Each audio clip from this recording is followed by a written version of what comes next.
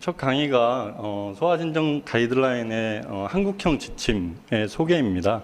그래서 저에게 주어진 시간은 10분 정도로 적은 편이어서 말씀드리고 싶은 건 많은데 좀 빨리빨리 진행을 할 수 있도록 하겠습니다. 여기서 다 말씀드리지 못한 내용은 제가 강의록을 일부러 좀 자세히 제작을 해서 저희 이북에 실려 있으니까 그 이북을 좀 참조하시면 좋을 것 같습니다. 그래서 오늘 먼저 말씀드릴 내용은 소아진정 가이드라인 한국형 지침 2016년에 제작한 가이드라인을 소개하고 우리 가이드라인의 강점에 대해서 말씀을 드리고, 그때 조사한 국내 소아진정 실태 조사에 대해서 간략히 말씀드린 후에 현재 2019년에 소아진정관리료 수가가 신설이 됐습니다. 그래서 비마취과 의사에 의해서 시행되는 소아진정의 수가가 생겼는데, 그 수가의 그 청구 현황과 우리가 마취의에 의해서 진행되는 소아진정은 주로 맥으로 수가가 청구가 되는데, 이것을 좀 비교하면 우리 소아진정의 전체적인 규모가 어떤지 좀 비교해 볼 수 있기 때문에 그 데이터로 좀 말씀을 드리고, 그리고 우리에게 이제 소아진정의 발전을 위해서 남은 과제에 대해서 좀 제언을 해드려서 그 부분도 좀 패널 토의 주제로 다룰 수 있도록 하겠습니다. 처음에 2016년에 2015년에 그 당시 10대 소아마취 학회 회장이셨던 김희수 교수님의 제안으로 해서 KSPA 가이드라인을 한국형 지침으로 만들어 보자 한데, 목표는 실제 병원의 각 실태를 파악하고 마취뿐만 아니라 비마취에 의해서 진행되는 소아진정이 안전하게 진행될 수 있도록 실정에 맞는 가이드라인을 만들어보자, 이런 목표로 시작을 했습니다. 그래서 TFT가 발족이 됐고요. 15개 대학병원 소속의 전문의 위원들로 구성이 되었고, 한 1년 반 정도의 장고의 노력을 거쳐서 2016년 6월에 오늘 같은 학술대 자리에서 가이드라인을 초판을 발표를 했었습니다. 그래서 그 이후에 그 당시까지도 제대로 갖추어진 가이드라인이 거의 없는 상황이었고, 그 이후로도 발표된 가이드라인이 별로 없습니다. 그래서 그 이후에 소아진정 수행에 있어서 우리 학회 KSPA 가이드라인이 많이 준용이 되었습니다. 그래서 실제로 여러 병원급 의료기관 인증평가에서 진정치료 규정에 많이 사용이 된 걸로 알고 있고요. 2019년 1월에 보건복지부에서 소아진정관리료를 신설했는데, 이때도 그 참고 자료로 사용돼서 직간접적으로 여러 참고 자료로 잘 사용되어 왔습니다. 그래서 이 사진은 많이 봤을 건데요. 우리 그 가이드라인의 표지입니다. 본 학회 가이드라인 그 게시판에도 올라가 있고, KSPA 게시판에도 올라가 있는 가이드라인입니다. 그래서 그 목차를 보시면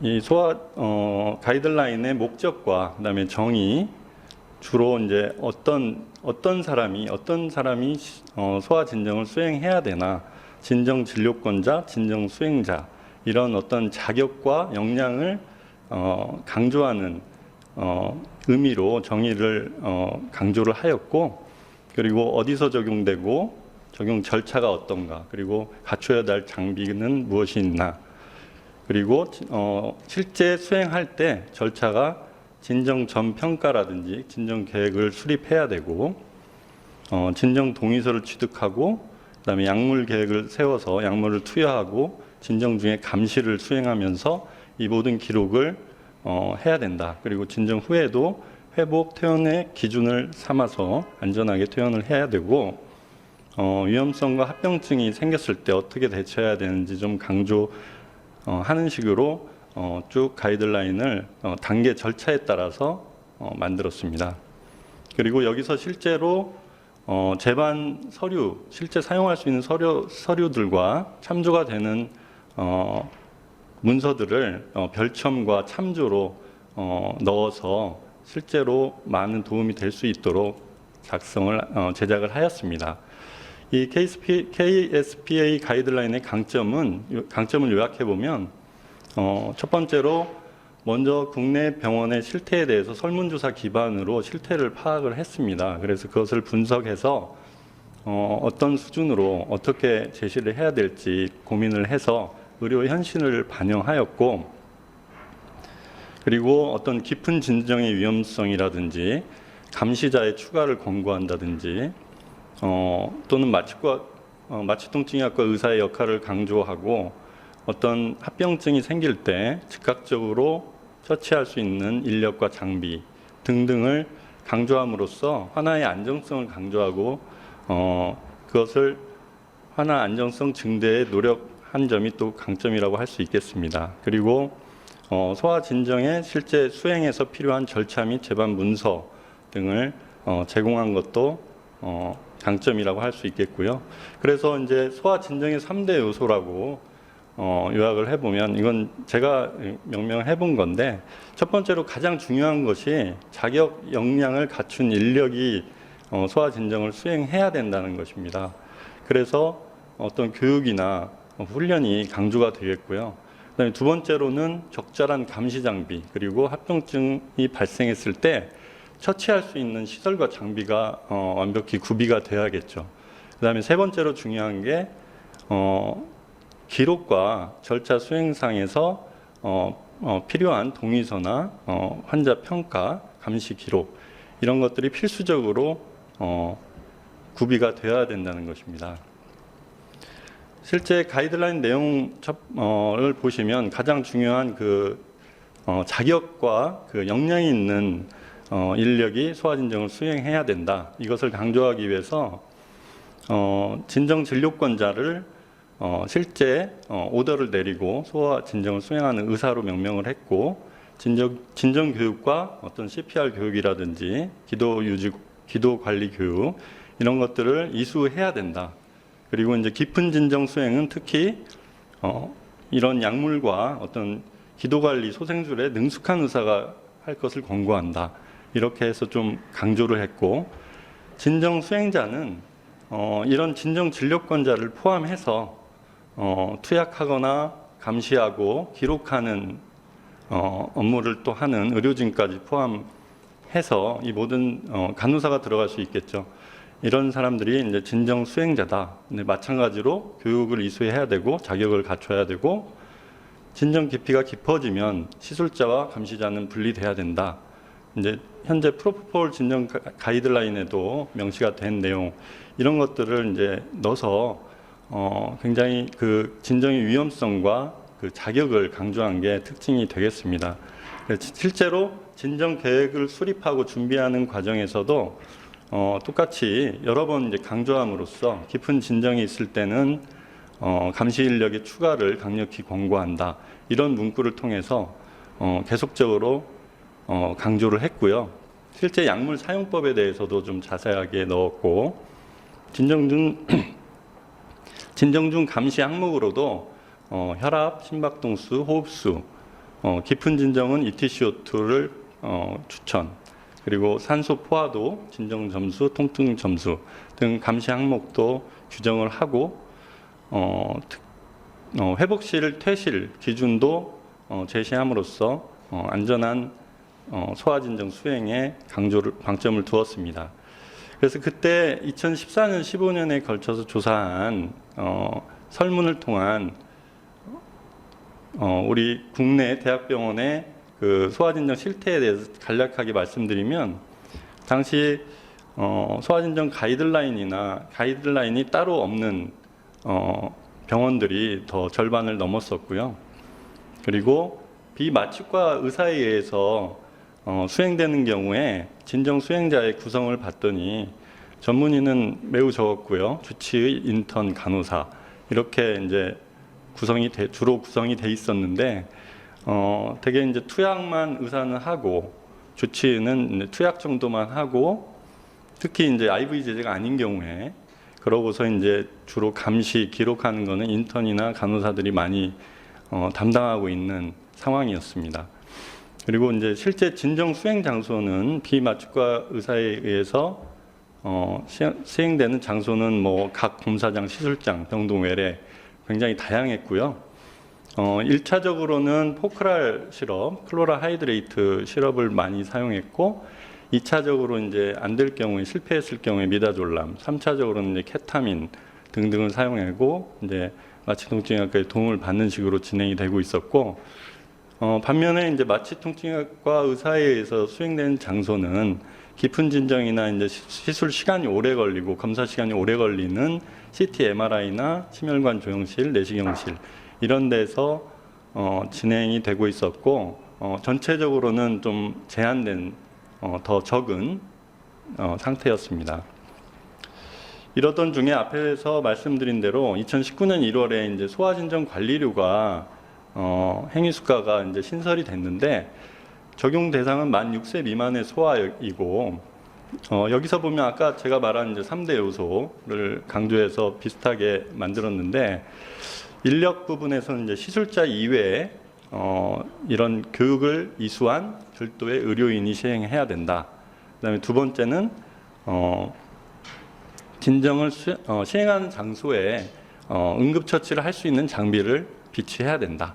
그리고 세 번째 역시 감시 기록이죠. 세 번째, 산소 포화도, 맥박수, 호흡수를 세 가지를 필수적으로 해야 된다. 그리고 5분 내지 10분 간격으로 기록을 해야 된다.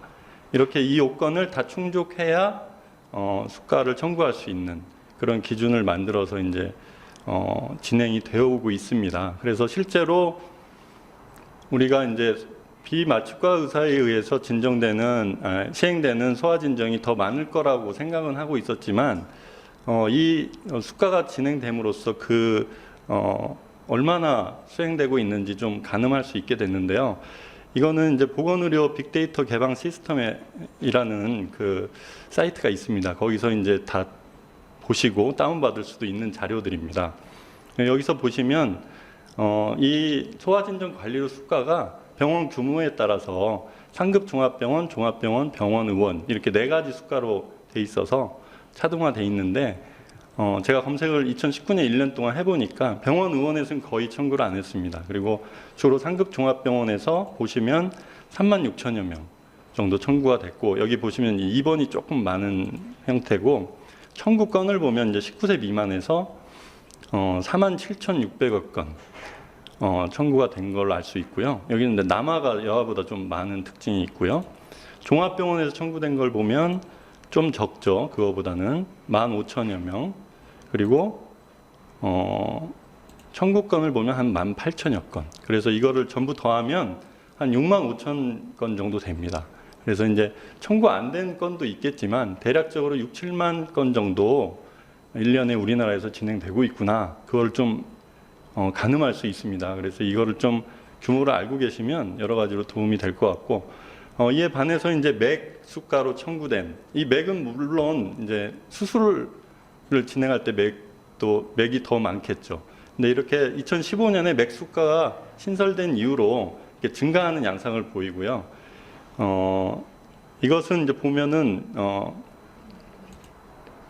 한 2019년에 85,000여 건 됐고, 여기서 이제 소아 19세 미만에서 얼마 정도 청구됐는지 봤더니 한 12,000건 정도 됐습니다. 그래서 여기서는 그 앞에서 말씀드린 소아진정 관리료와 다르게 여아에서 더 많이 시행이 된 걸로 알 수 있고요. 그 반대로 어쨌든 12,000건이 전부 다 소아진정을 위한 맥은 아니겠죠. 그래도 이거보다 뭐 적다고 한 50% 된다고 생각했을 때 대략적으로 한 6천여 건에서 12,000여 건 이 사이 6천여 건에서 10,000건 사이 정도 될 것 같고요. 마취과 의사에 의해 수행된 소아 진정이 그렇다면 비마취과 의사에 의해서 수행되는 진정이 한 5배에서 10배까지 많게는 그 정도 규모가 있다는 것을 유추해 볼 수 있습니다. 그래서 우리가 더 마취과 의사가 담당할 수 있는 확장성도 더 있다고 볼 수 있고요. 그리고 실제로 이제 마취과 의사가 담당하게 되면 더 많은 요청이 있을 수도 있을 거라고 생각합니다. 그래서 이제 남은 과제를 잠깐 제언을 드리면 KSPA 가이드라인의 업데이트를 이제 언젠가는 해야 될 걸로 보고요. 좀 미진했던 부분이 근거 수준을 제시한다든지, 그리고 유관 학회들과 좀 컨센서스 스테이트먼트를 한다든지, 이제 그런 부분을 좀 고려해 볼 필요가 있습니다. 그것은 이제 대한의학회 임상 진료 지침의 어떤 기준과도 관련이 되는데요. 대한의학회 임상 진료 지침에서 이렇게 진료 지침을 제출을 하면 평가를 해줍니다. 그래서 이제 인정, 불인정 가이드라인 이렇게 평가를 해주는데, 아무래도 인정을 받으면 더 파급력이 있을 수 있기 때문에 이런 곳에 내려면 근거 수준을 더 올리고 다학제 컨센서스도 좀 마련해야 되는 이제 과제가 있습니다. 그래서 실제 마취통증의학회에서 수술 환자에 대한 적혈구 수혈 진료 지침을 의학회 평가에서 인정받은 진료 지침이 예시로 되어 있습니다. 우리가 잘 많이 본 레벨 오브 에비던스, 그다음에 공고 등급 이런 것들을 이제 마련해야 된다는 거고, 일부 내용 좀 보완할 필요가 있겠고요. 진정 수행의 적정 인력 구성이나 규모 이런 것들에 대해서 우리가 또 생각해 볼 필요가 있고요. 다른 사항들도 좀 보완할 필요가 없는지 다시 좀 실태를 파악하고 보완하는 방향으로 업데이트들을 고려해보고, 학회 차원에서는 좀 데이터를 분석해서 이런 것들을 좀 반영하는 개선안에 대해서 고민해 볼 필요가 있습니다. 그리고 뭐 예를 들어 MRI실 진정이라든지 상황별로 세부 지침 마련하는 것도 좀 고려를 해봐야 될 것 같고요. 두 번째 제언 드리고 싶은 거는, 과연 그러면 2019년 1월에 소아진정 관리료가 신설이 됐는데 이렇게 됨으로써 뭔가 진정이 나아진 게 있는지, 그게 좀 저는 개인적으로 궁금했습니다. 그래서 예를 들어 이제 병원에서 어떤 수가를 받을 수 있기 때문에 뭐 인력 지원이 늘었다든지 좀 더 안전성이 더 확보가 됐다든지 이런 긍정적인 측면이 있는지 좀 궁금하고, 실제로 마취과 의사에 의해서 진행되는 소아 진정도 어떤 영향이나 변화가 없는지, 그런 것들에 대해서 좀 궁금해서 오늘 발표한 연자분들께 이런 현황을 조금 파악해 달라고 부탁을 했습니다. 그래서 오늘 좀 말씀을 주실 것 같고요. 마지막으로는 이제 우리 소아 진정의 비전을 제시하는 데 있어서 우리 마취통증의학과 의사와 우리 학회 역할에 대해서 좀 말씀을 드리고 싶은데, 물론 기본적으로 소아진정과 관련된 연구에 더욱 매진해야겠죠. 오늘 오전 세션에 그 강의도 있었죠. 뭐였죠? 송인경 선생님 강의하신 아웃컴 리서치, 그런 거에 더 관심을 가지면 소아진정에서 연구할 분야가 많을 거라고 생각합니다. 그리고 타 학회와의 교류, 그다음에 그 안에서 우리가 리더십을 발휘해서 소아진정을 좀 안전하게 이끌어 가야 될 것 같고요. 그리고 이제 현실적으로 담당할 수 있는 인력 충원 문제에 대해서도 병원 내에서도 좀 관심을 가져야 될 것 같습니다. 그리고 앞으로 학회에서도 진정 가이드라인 업데이트 제작이라든지 소아진정 워크샵, 이론 및 시뮬레이션 교육 등을 통해서 더욱더 역량을 강화할 필요가 있다고 생각하고요. 이 모든 게 이제 소아진정의 효용성이나 환아의 안전성을 증대하는 좋은 방법이라고 생각합니다. 그래서 이상 마치고 다음 연자들의 강의를 듣겠습니다. 감사합니다.